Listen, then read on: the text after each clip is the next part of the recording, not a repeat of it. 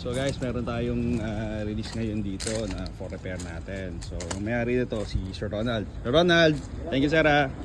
So nililinis na lang, finishing touches tayo dito.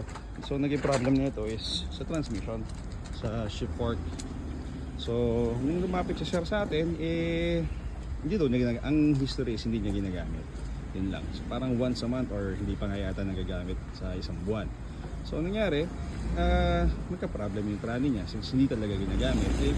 Mostly ang advice kasi, gamitin nyo na ng gamitin. Lahat naman ng sasakyan mostly ganyan. But the more hindi nyo ginagamit, the more na nasa stock, sisira. So, okay na siya. Pupunta si sir na hindi ko alam kung galing si sir ng Cavite or La Union, pero babiyahin niya yata ito ng malayo for sure. Pero ready na to, gawa na yung unit. So, nagawa ng paraan. So, ayun.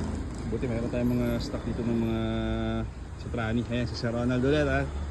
Konti na lang sir, nililinis na lang. Okay na yan. So, ikasundo. Kasi sinabi na namin kay Sir, gamitin ng gamitin. So, shoutout kay Sir Ronald.